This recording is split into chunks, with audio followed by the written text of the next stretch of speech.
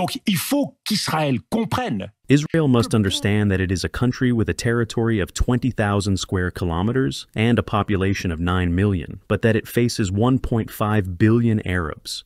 So, once again, you are misled by the silence of the Arab and Muslim leaders, but you must know that the Arab people have never forgotten the Palestinian cause and the injustice done to the Palestinians, and this constitutes a considerable source of mobilization. Mais regardez la façon dont les populations civiles sont traitées à Gaza. But look at the way the civilian populations are treated in Gaza. You denounce what is going on in Ukraine, but you remain silent about the tragedy of Gaza. Parce que si la cause palestinienne... But what we realize today is that the Palestinian cause cannot disappear, and that is where we must start, because our eyes must be opened. The Palestinian cause will not disappear, and so it must be addressed and a solution must be found.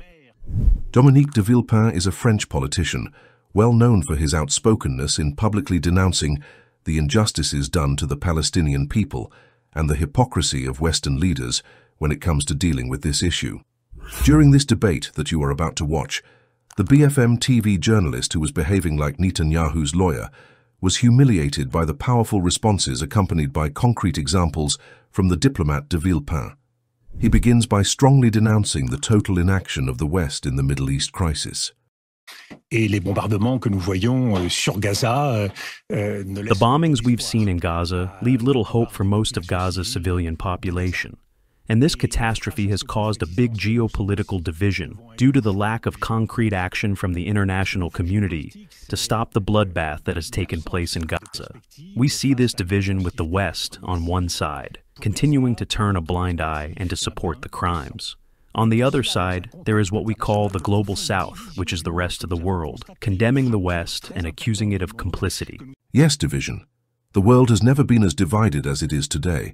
But what's more striking is that the West decided to turn a blind eye to the crimes, unaware that it had been trapped by Hamas. Dominique De Villepin talks about 3 major traps in which the West has been caught. Watch. L'essentiel, si je puis dire, dans ce contexte. The main thing, if I may say so in this context, is that Hamas has trapped us.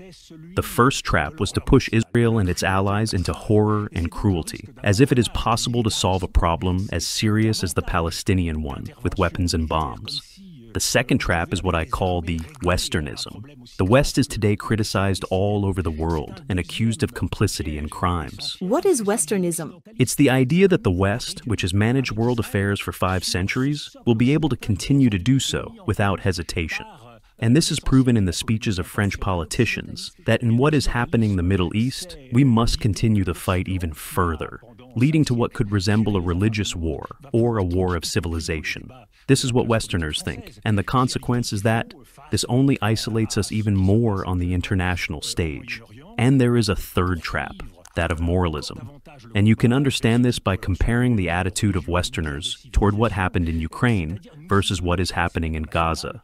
This double standard is denounced all over the world. When I travel to Africa, to the Middle East, or Latin America, the people of these countries always make the same accusation against the West. Look at the way civilians are treated in Gaza.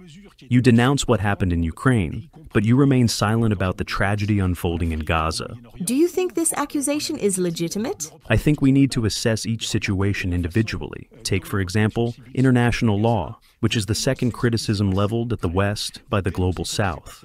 The West sanctioned Russia when it attacked Ukraine. You elaborated sanctions against Russia for not respecting United Nations resolutions. But Israel has not respected United Nations resolutions for 70 years, yet it has never been sanctioned. Why? Excuse me, Dominique De Villepin. By saying what you are saying, you seem to agree with those who believe that Westerners are guilty. Do you believe that Westerners today are guilty? Madame, it's time Westerners should open their eyes to the magnitude of the historical tragedy that we have in front of our eyes in order to find the right answers. What do you mean by historical tragedy? The tragedy of October 7th and the consequences that can result from this tragedy if we don't provide the right answers. Because, the tragedy has occurred, but we must be very careful about how we respond to it. Are we going to murder the future by providing the wrong answers? To murder the future. What do you mean by that? It means wasting time trying to find the culprits to get revenge.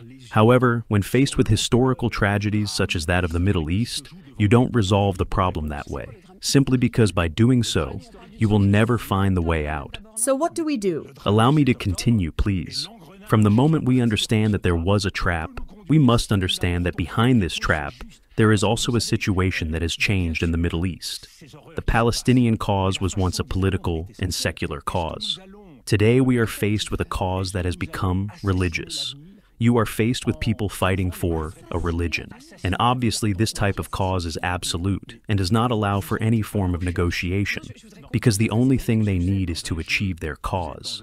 On the Israeli side, there has also been an evolution. Zionism was once secular and political, defended by Theodor Herzl at the end of the 19th century. Today, it has become very largely messianic and biblical. That is to say, there is no desire to compromise.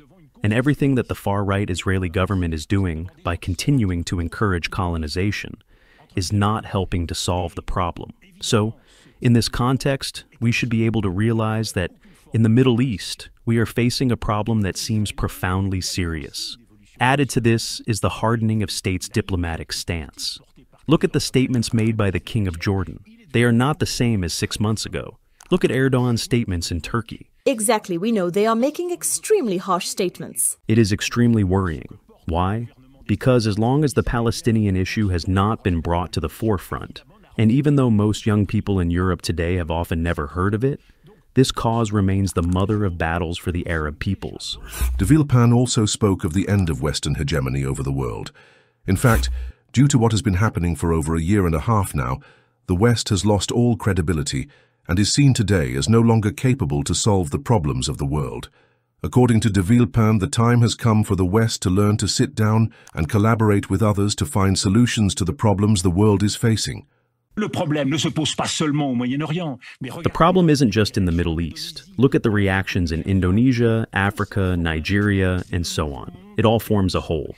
This is the new world we're in, and we're not dealing with this new world the way we should be dealing with it. We know that today we Westerners are no longer in a position of strength as they used to be. The West is no longer capable of managing the world alone, by behaving as if it was the police of the world.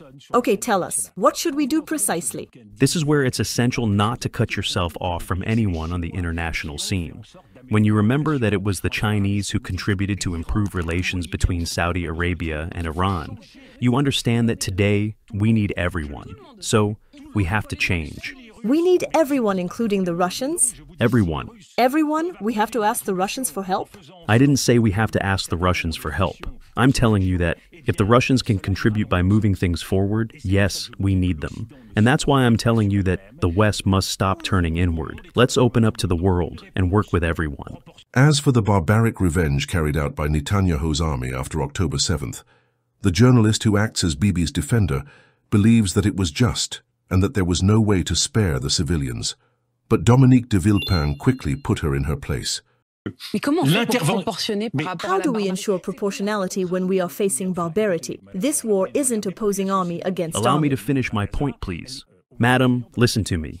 The civilian populations who are dying in Ghaaza, what have they done wrong?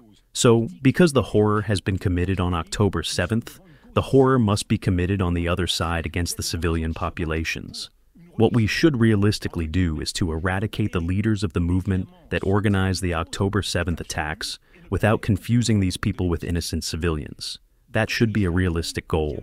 So how can that be done? A measured response that doesn't aim to make the civilian population suffer.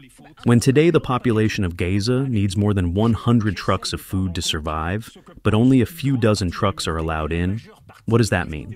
That's not all. Dominique De Villepin once again emphasized the importance of finding a political solution to the Palestinian problem, reiterating that the military option will never provide a solution. Therefore, the creation of a free and independent Palestinian state is imperative. Watch. Et la troisième chose, c'est une réponse couplée, parce qu'il n'y a pas d'usage de la force. And another important thing, there must be a combined response, because the use of arms and bombs will never be effective. Only a political strategy is needed to solve the problem. And who do we negotiate with? Who do we talk to? Let me first emphasize this aspect of the use of force, because the Americans and Europeans think that Israel can solve the problem using force without negotiating. I'm simply saying that we are not in 1973 or 1967. If there's one thing no army in the world knows how to do, it's to win an asymmetrical war against terrorism. The war on terror has never been won anywhere. On the contrary, it triggers extremely tragic misdeeds, cycles, and spirals. That's why Israel must take its own experience into account. Joe Biden was right to point out the Americans' failures in their war on terror. How do we fight terrorism then? If America lost in Afghanistan, if America lost in Iraq, if France lost in the Sahel, it's because they refused to acknowledge this reality. They didn't understand that this kind of fight isn't a simple one. It's not like hitting a hammer on a nail and you solve the problem instantly. Not at all. Israel must understand that it is a country with a territory of 20,000 square kilometers and a population of 9 million, but that it faces 1.5 billion Arabs. So, once again, you are misled by the silence of the Arab and Muslim leaders, but you must know that the Arab people have never forgotten the Palestinian cause and the injustice done to the Palestinians. And this constitutes a considerable source of mobilization. We should take this situation into account, and I believe it is essential to help Israel and support it so that it can change. Some people talk about imposing it, but I believe it is better to convince it to move forward in this direction. But France tried to contribute in that direction. For example, President Macron went to meet Mahmoud Abbas. Yes, but Mahmoud Abbas hasn't been elected for years. But it's not up to you to say that. No, wait a minute. It's not up to you to choose who will be the leaders of Palestine. Listen to me, please. Israeli policy has not necessarily sought to foster Palestinian leadership in recent years. Many visionary leaders are in prison because Israel did everything to prevent strong leadership to emerge there.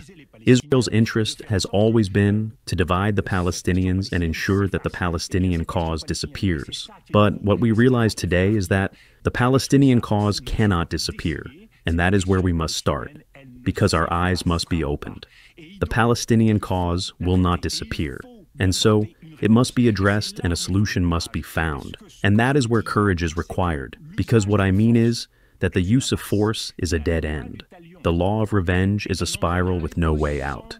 And that is why we must do everything to find a political solution.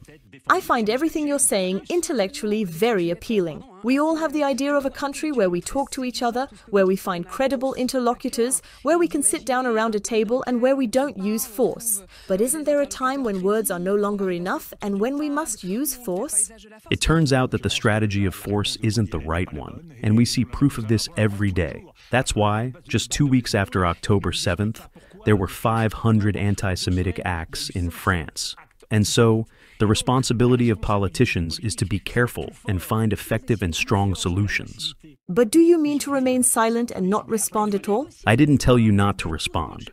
We all know that Israel responds every day. Do they have the right to defend themselves today? I already said it. They have the right. But once again, let's not confuse everything. There is a legitimate right to defend oneself, but this right cannot be an indiscriminate revenge on innocent civilians. There should not be a collective responsibility of the Palestinians for the actions committed by some people. Une vengeance indiscriminée. Et il ne peut y avoir de responsabilité collective du peuple palestinien. What do you think of this debate? Please share your point of view in the comments. Thank you for your time